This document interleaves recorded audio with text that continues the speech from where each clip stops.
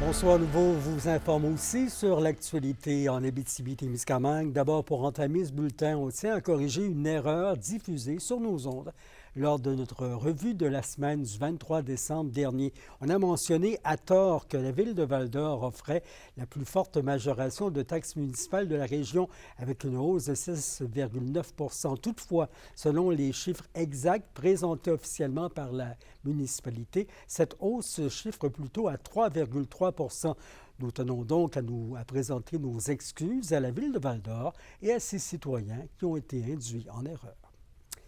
Maintenant, la nouvelle circule depuis quelques jours. Une entente de principe va être présentée aux 420 000 travailleurs du Front commun.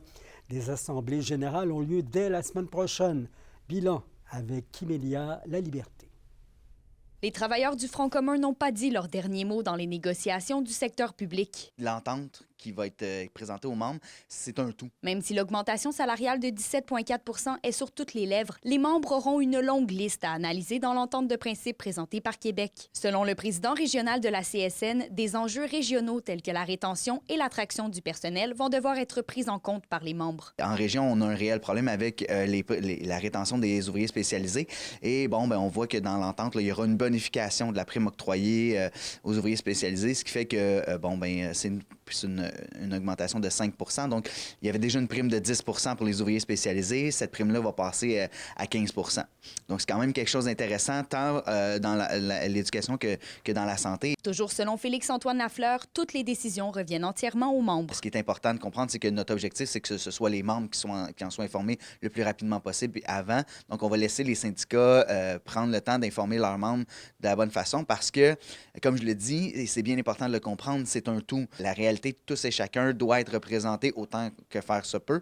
Et c'est ça le défi d'une convention collective, d'une entente de principe. Dans le secteur de l'éducation, des gains par rapport aux assurances collectives et au régime de retraite sont entre autres sur la table. Pour la présidente du syndicat régional de l'enseignement, c'est un mouvement de mobilisation qui semble porter fruit jusqu'à maintenant.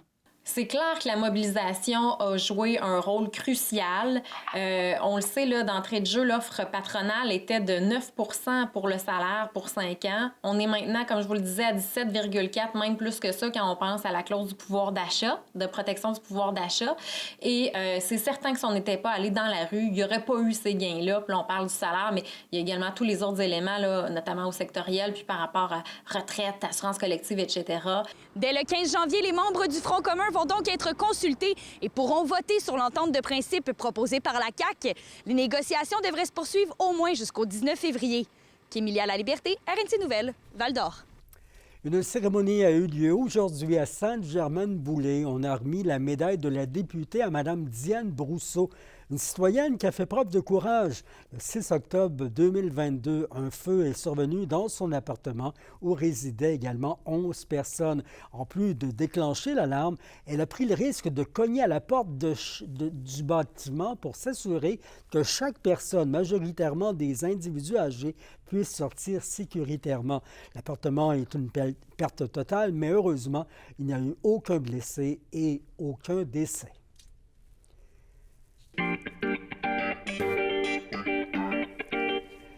La réalisatrice et scénariste Sophie Dupuis figure parmi les 10 cinéastes à surveiller en 2024, selon le magazine Variety. C'est grâce à son 3e long-métrage solo qu'elle se taille une place dans la liste. La Québécoise suit donc les traces de ses collègues Denis Villeneuve et Philippe Falardeau, qui ont déjà eu l'honneur d'y figurer. Sans oublier plusieurs grosses pointures du cinéma hollywoodien, dont Christopher Nolan et Wes Anderson.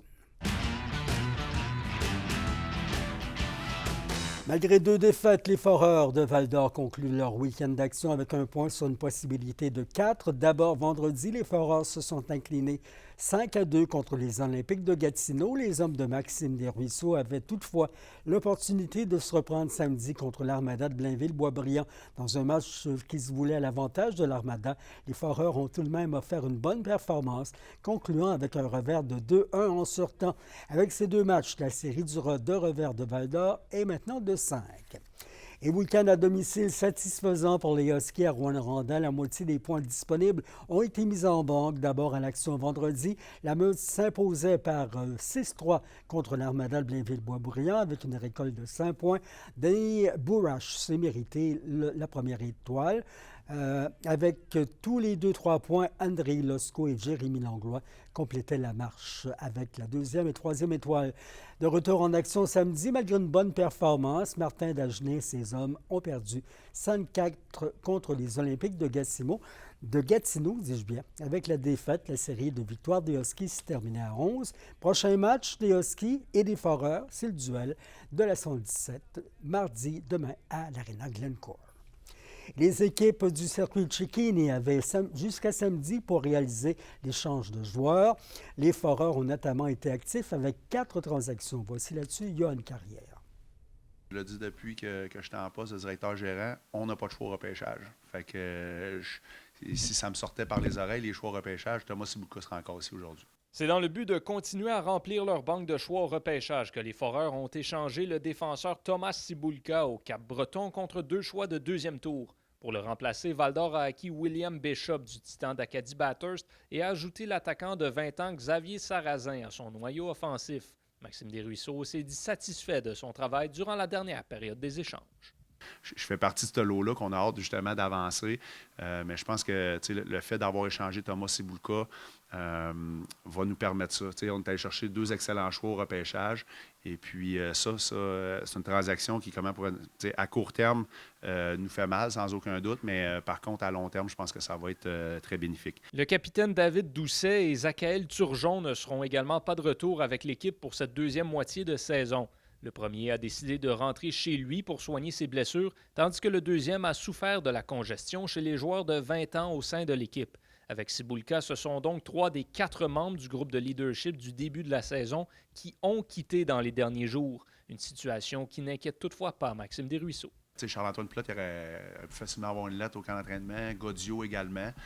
Donc on va s'asseoir, le staff, dans les prochains jours, savoir qui va se mériter une lettre, mais... assurément, on a plein de bons leaders, par l'exemple.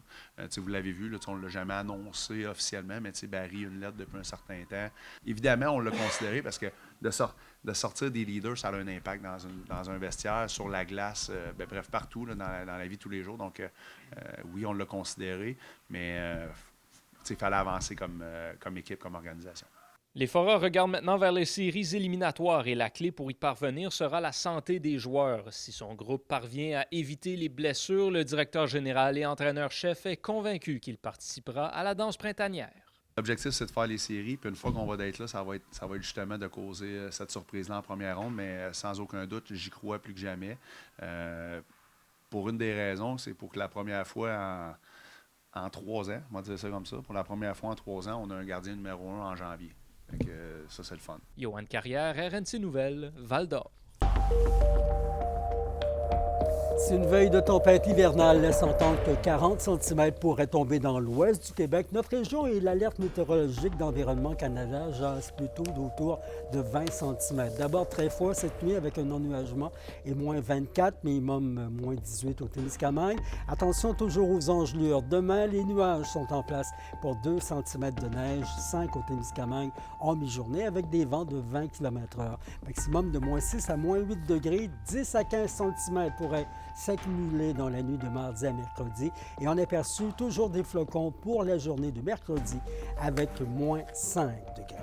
C'était vos infos régionales. Demain, la forêt boréale s'est grandement dégradée au pays en près de 50 ans. Nouvelle étude là-dessus, j'en parle avec Pierre Drapeau, c'est un spécialiste sur nos ondes à nouveau en Abitibi-Témiscamingue. Bonsoir, à demain.